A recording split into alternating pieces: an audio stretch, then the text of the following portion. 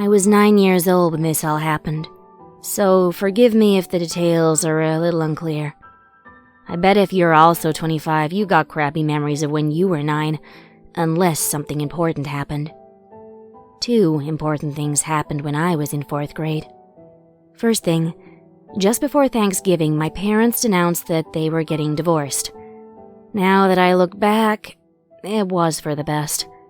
Dad was a bit of a sleaze and had multiple affairs, while Mom was an addicted spender. It wasn't a pretty thing leading up to the divorce, and the events afterwards were even worse. No wonder that year I chose to spend Christmas with my friend Erica. It wasn't technically approved by my parents. I just knew they'd force me to choose who I spend Christmas with, and I wanted no part of that.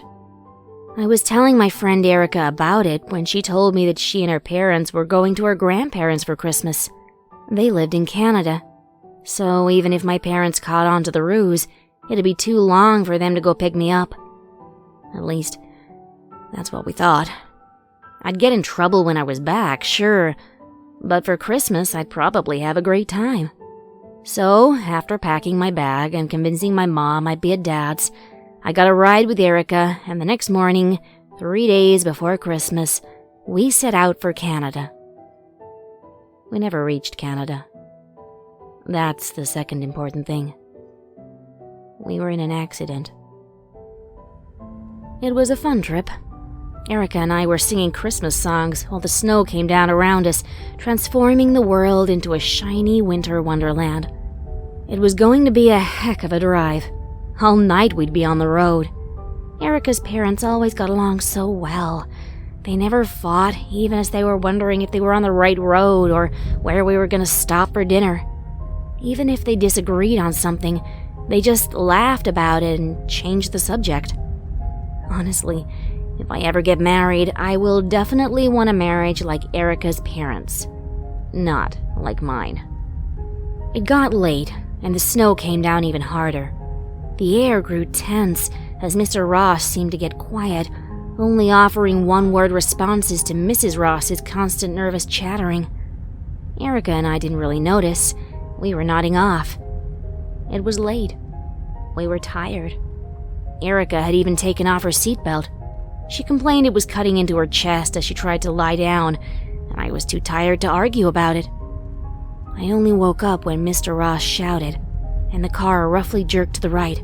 Ah! The windshield was engulfed in white, and I remember hitting my head on the seat in front of me before everything went dark.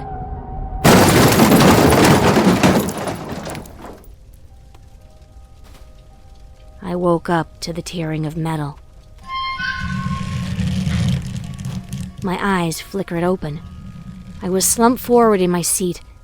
My head was pounding, but I was alive. My forehead felt sticky and, it was so cold. I managed to look up to see the roof was being peeled off by something. I couldn't see what it was. It was too dark. But it saw me. It knew that I was alive. I must have passed out after that again because I woke up and I was somewhere else. It was dark. I couldn't see my hand in front of my face, if I could lift it up anyway.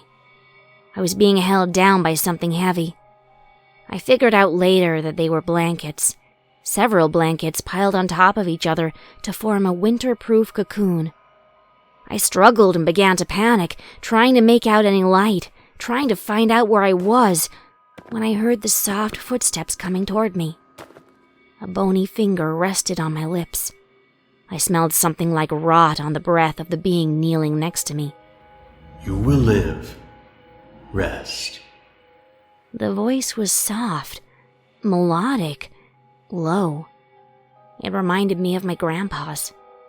My eyes slid shut, and I drifted back to sleep.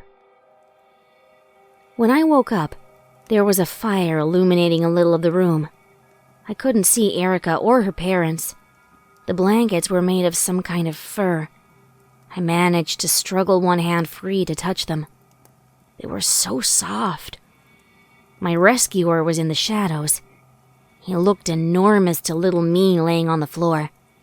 He was hunched over, otherwise he would have hit his head on the ceiling. I still couldn't see his face. "Where's my friend?" I managed to ask. Dead. He said it in such a calm way, like he was talking about the weather. I felt like I'd been kicked in the gut. I attempted to curl up under the blankets, but it was hard to move with how heavy they were. It kept me almost uncomfortably warm. You survived, but you're hurt. His head craned forward, looking down the room. I looked down to see it was a tunnel leading out to a pure white landscape. The snow still comes down. You will wait here until it's past. My stomach growled pitifully. I opened my mouth to say I was hungry, before the man took a few steps to be at my side. He knelt beside me and pressed his finger to my lips. I'll feed you soon. Go back to sleep. You need rest. According to the police, I was missing for 5 days. To me, it could have been 1. It could have been 10. It could have been a year I was in that cave. But I wasn't alone. I had my friend. My guardian angel, I think he was. I never moved from that spot on the cave, except to go use the bathroom in a bucket in the corner, and that was only when my savior let me up. He never got creepy with me. He never even touched me except to occasionally caress my head, and when his fingers brushed my lips, either to shush me or to feed me. He fed me just before I would go back to sleep, lulled by his soothing voice and the warmth of the blankets and the fire. I'd feel something press against my lips, and I'd chew it down. It tasted faintly of pork or steak. When I ate, he'd tell me stories. He never told me his name. Only stories about who he was, what he'd seen in his very long life. "Have you saved anyone else?" I asked once. He laughed quietly. Only you, Tanya. Only you. I asked why he saved me. Potential. I never asked what he meant by that. He told me to go to sleep, that I needed to rest to heal. To be fair, he wasn't wrong. When the doctors examined me back in civilization, they said I'd been pretty banged up. I never went hungry. I never felt afraid. I felt safe. I told him all about my parents, about their constant fighting, how they were making me choose between them on Christmas of all things. He nodded. He understood my pain. Greed. They're greedy for you. He made sure to tuck the blankets under my chin. When the fire burned brighter, I could have sworn he was wearing something on his head, but it was too dark to really tell. I know greed better than most living creatures. Is greed bad? I was getting tired at this point. My eyes were barely able to stay open. Depends how you see it. I had one more question. Are you an angel?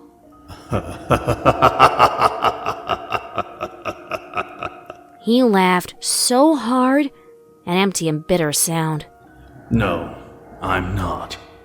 I suppose I should take that as a flattery. Help will come tomorrow for you, Tanya. You'll go home. I'm sure your parents will learn not to be greedy, but I wonder if I should be greedy. He rested a hand on my face. I'm very lonely up here. I hunger for many things, not just food. I'll come back. I nodded as furiously as I could. I promise. Would you now? He almost sounded hopeful. Well, I suppose you won't really have a choice. Go to sleep now. When I woke up, there were police swarming the cave, and my guardian angel was gone. The fire put out. I told the police what had happened, which I then had to repeat to more police, and then some doctors, and even more doctors. It was pretty exhausting. My parents were furious with each other and tried to use this incident as ammo against each other that they weren't fit for custody. But I remember one of the doctors having a quiet discussion with them about what had happened, about what I'd done to stay alive. After that, they shockingly backed off. Equal custody was granted, and things improved. I didn't understand what the doctors had meant until I'd gotten older. I was the only one who didn't know. We'd moved because people wouldn't stop looking at me with pity and horror. A kid had called me a freak before his mom dragged him away. Mom had my last name changed to her new husband's. Dad didn't fight it. No one knew who I was. As a 13-year-old, it was quite a shock to find what had happened to me on one of those true story blogs. But, sure enough, everyone knew it but me. Poor little Tanya, stranded out in the middle of the Canadian wilderness, the drivers and her best friend dead from the crash. It was so cold, and there was nothing for her to eat. I've gone off the grid now. It's a little hard to explain my changes. Growing nearly 10 feet tall and sprouting antlers is a bit bizarre, I won't lie. The transformation kicked in when I was maybe 18. Don't know why it took so long, but whatever. I'm doing pretty well overall. Canada is really beautiful. I go from place to place, not giving a shit about, well, anything. No job, no worries about tomorrow, only today. I'm never content, though. Never full.